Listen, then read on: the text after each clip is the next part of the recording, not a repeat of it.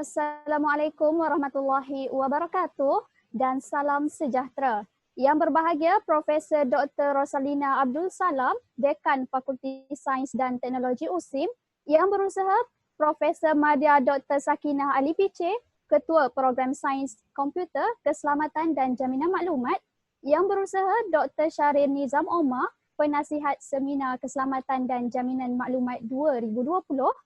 Pensyarah-pensyarah, para panel dan moderator forum serta hadirin yang dikasihi sekalian. Baiklah, berikut merupakan atau cara program kita pada malam ini. Dimulakan dengan jam 8 malam ketibaan peserta dan tetamu jemputan. Pada jam 8.15 malam dimulakan dengan forum e-wallet keselamatan transaksi digital dari perspektif makosid syariah. Seterusnya diikuti dengan sesi soal jawab dan kita akan adakan satu aktiviti ringkas iaitu kuisis dan pengumuman pemenang pada jam 10 malam. Dan program kita akan bersurai tepat jam 10.15 malam.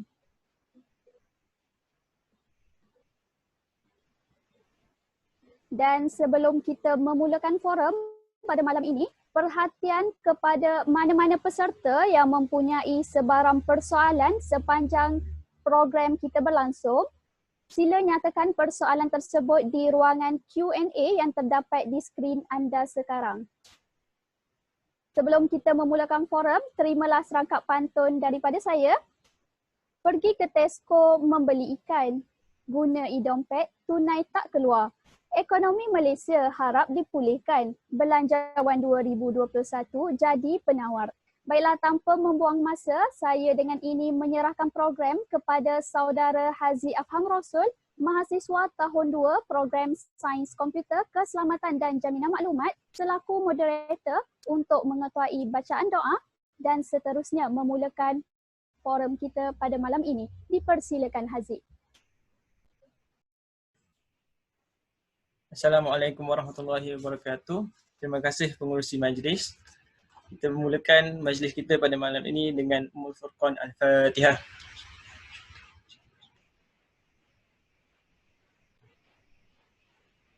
Bismillahirrahmanirrahim. Alhamdulillahirabbil alamin. Hamdan hamidin, hamdan syakirin, hamdan naimin, hamdan sabirin, hamdan yuafi ni'mahu wa yukafi mazidah.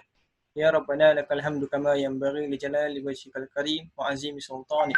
Allahumma ighfir lana dhunubana wa liwalidina warhamhum kama rabbawna shirara. Wa li jamil mu'minina wal mu'minat wal muslimina wal muslimat al ahya'i minhum wal amwat bi rahmatika ya arhamar rahimin. Allahumma arzuqna fahman nabiyyin wa hifzal mursalin wa ilhamal malaikatil muqarrabin bi afiyati ya arhamar rahimin. Rabbana atina fid dunya hasanah wa fil akhirati hasanah wa qina azabannar. Wa sallallahu ala sayyidina Muhammad wa ala alihi wa sahbihi wasallam walhamdulillahi rabbil alamin. Alhamdulillah. Sebelum kita memulakan forum kita pada malam ini, terimalah serangkap pantun daripada saya, Ahmad Hazi Afham, selaku moderator anda semua pada malam ini. Selamat datang, saya ucapkan semoga diiring restu ilahi. Forum keselamatan transaksi digital kita mulakan dari perspektif makosid syariah itu pasti. Baik. Forum kita pada malam ini bertajuk e-wallet, keselamatan transaksi digital dari perspektif makosid syariah.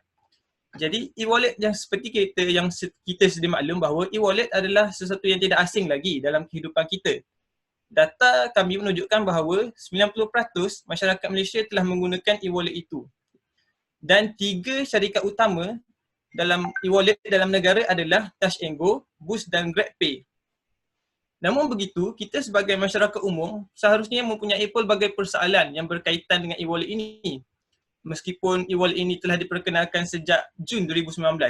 Antara persoalan-persoalan yang mungkin ada di fikiran masyarakat adalah adakah e-wallet ini hanya menyimpan wang kita di dalam bentuk digital ataupun ia turut menyimpan data-data peribadi kita untuk yang akan menjadi ancaman kepada diri kita. Mungkin kita akan merungkai persoalan-persoalan seperti ini dengan melihat daripada 2 perspektif, iaitu perspektif pertama adalah perspektif makosid syariah dan yang kedua adalah perspektif keselamatan digital. Baiklah. Sebelum kita mendalami dengan lebih lanjut, forum kita pada malam ini, sukanya saya memperkenalkan ahli-ahli panel kita yang arif lagi bijaksana dalam bidang masing-masing. Panel kita yang pertama adalah Encik Ahmad Zaidi bin Said. Beliau merupakan seorang pakar forensik cyber kanan di institusi kewangan. Assalamualaikum Encik Zaidi. Waalaikumsalam warahmatullahi wabarakatuh. Sihat ya? Sihat, alhamdulillah. Ya, dan panel kita yang seterusnya adalah Prof. Dr. Asmadi bin Muhammad Naim. Beliau merupakan seorang profesor di Pusat Pengajian Perniagaan Islam, Universiti Utara Malaysia, ahli Majlis Penasihat Syariat, Suruhanjaya Security, ahli Majlis Pengawasan Syariah Bank Islam Malaysia. Assalamualaikum Prof. Waalaikumsalam warahmatullahi wabarakatuh. Sihat Prof? Alhamdulillah sihat. Baiklah, sebelum kita mulakan perbincangan kita pada malam ini dengan menjemput Encik Zaidi sebagai seorang pakar forensik cyber untuk menjelaskan apakah itu e-wallet dan kegunaannya pada masa kini. Dipersilakan Encik Zaidi.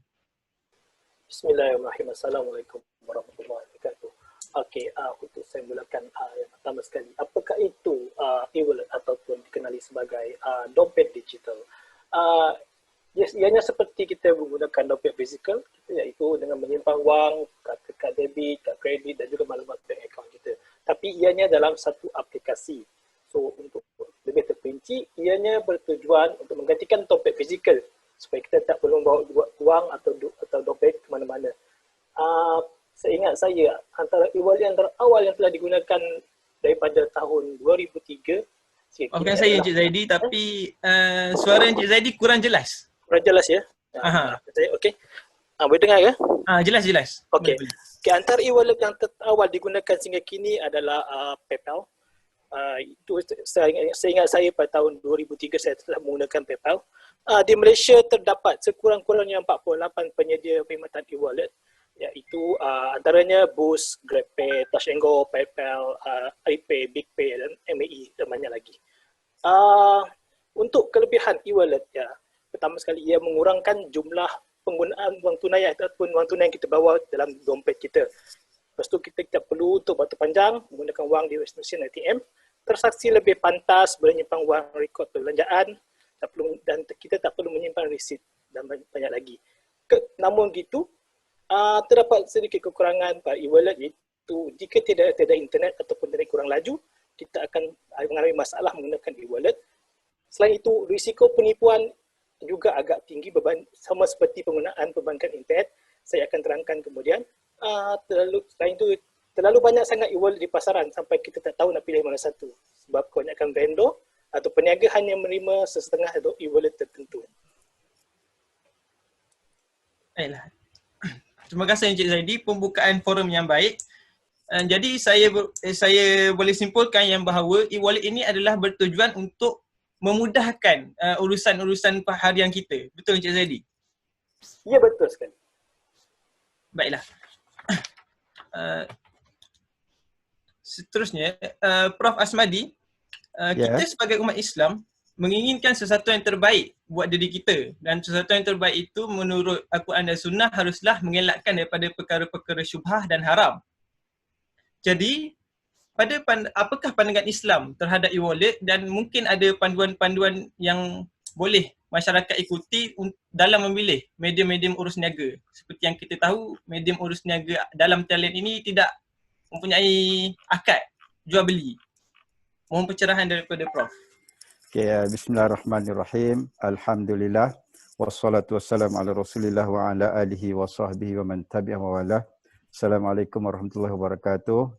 Terima kasih saudara moderator. Jelas ya suara saya? Jelas Prof. Okey. Jadi bila kita memperkatakan tentang e-wallet, saya ingin mengatakan tentang beberapa perkara yang saya rasa mungkin sempat untuk dibicarakan pada pusingan yang pertama ini. Yang pertamanya sebagaimana yang diterangkan oleh Cik Zaidi sebentar tadi. Jadi kalau kita boleh simpulkan, kalau saya boleh simpulkan, e-wallet ini merupakan satu hasil daripada satu respon kepada ledakan teknologi yang ada pada hari ini, dan kita telah mula memperkatakan tentang 4IR. Jadi kita dapat lihat bagaimana hasil daripada perkembangan tersebut, dan pada kehidupan kita hari ini pembayaran berlaku di hujung jari kita. Kadang-kadang kita tidak perlu membawa wang fizikal, tetapi dengan adanya alat-alat komunikasi yang ada di tangan kita, kita boleh berurus niaga. Dan dia mempunyai perkara-perkara berkaitan yang positif, dan demikian adalah perkara-perkara yang berkaitan dengan yang kita katakan ada beberapa isu negatifnya bila kita mengatakan tentang e-wallet. Jadi ia merupakan satu pencapaian baru yang kita rasakan susah untuk kita ketepikan dalam kehidupan kita pada hari ini. Itu yang pertama, saudara moderator. Yang kedua, syariat Islam. Kalau kita faham syariat Islam ini, kalau pada urusan-urusan, kalau kita melihat nature hukum-hukum yang ada di depan kita berkaitan dengan Islam, kita dapati hukum yang berkaitan dengan muamalat ini merupakan satu benda yang diberi kelonggaran banyak dalam Islam. Sebab itu ulama-ulama fiqh menyebut mereka berpegang kepada satu kaedah dan kaedah-kaedah lain, dan kaedah yang antara yang terpenting al-aslu fil muamalat al-ibahah. Jadi asal pada hukum kaedah asal dalam bermuamalat, kita pegang sesuatu perkara itu harus kecuali ada dalil yang mengaitkan dia dengan perkara-perkara haram. Jadi itu antara asas yang kita pegang apabila kita berdepan dengan kemajuan teknologi yang pelbagai. Walaupun begitu, selepas itu kita nak kena tengoklah ada tak urus niaga atau pencapaian teknologi yang ada hari ini ada bertentangan dengan hukum hakam syarak pada yang kita akan senaraikan nanti. Kemudian yang ketiganya yang saya suka sebut di sini berkaitan dengan soalan ini, dikatakan transaksi yang ada dalam e-wallet dia kemungkinan tidak ada akad. Sebenarnya kalau kita lihat kemungkinan ada sedikit kekeliruan masyarakat berkaitan dengan akad. Sebenarnya akad itu dia boleh berlaku dalam bentuk berlafaz, verbal contract. Ya, boleh berlaku dalam bentuk berlafaz, saya beli, saya jual, itu lafaz. Dia juga boleh berlaku dalam bentuk bertulis, kitabah, ya. Jadi kalau kita beli sesuatu barang, kita pun tulis. Kadang-kadang kalau kita jauh, kita tulis. Walaupun ulama mengatakan ulama silam mungkin lebih kepada verbal itu, lisan itu lebih kuat. Cuma daripada zaman kita ini kita dapat rasakan secara bertulis. Kalau kita pergi membeli di mana-mana pun kita mintakan resit. Kenapa? Kita rasakan dengan bertulis pada zaman kita merupakan ausak kalau berbanding dengan verbal, dengan lisan. Kemudian ada satu cara lagi disebut sebagai secara perbuatan, ta'ati, ataupun disebut dengan mu'atah dalam bahasa Arab, iaitu secara tindakan. Saya pergi ke sesuatu kedai, saya ambil sebungkus, 2 bungkus.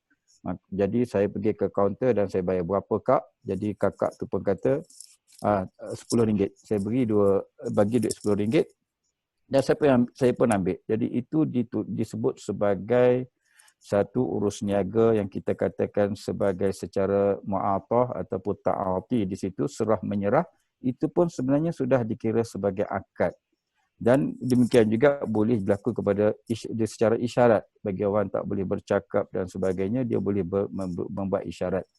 Jadi kalau online ini, dia boleh berlaku sama ada ianya secara dikira sebagai kitabah, bertulis, sebab kita tak boleh masuk online tanpa kita klik sesuatu perkara. Dan apabila kita klik sesuatu butang dalam bacaan sistem komputer itu menunjukkan kita dah klik.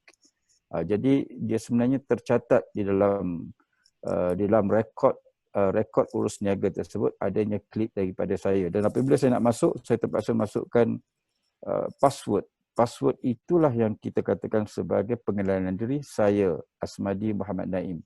Jadi saya masuk ke dalam aplikasi tersebut. Jadi dikenali siapa yang berurus niaga dan aplikasi tersebut mewakili orang yang berurus niaga, orang yang menjual contohnya. Jadi sebenarnya ada yang kita katakan sebagai akad di situ. Jadi saya rasa cukup untuk pusingan pertama ni. Baiklah, terima kasih Prof atas penjelasan yang begitu terperinci saya rasa. Jadi seperti yang Prof jelaskan tadi bahawa e-wallet ini adalah dalam hukum muamalatnya adalah satu perkara yang harus, dan akad adalah perkara yang bertulis melalui aplikasi e-wallet. Baik. Sekarang kita beralih kepada panel security kita.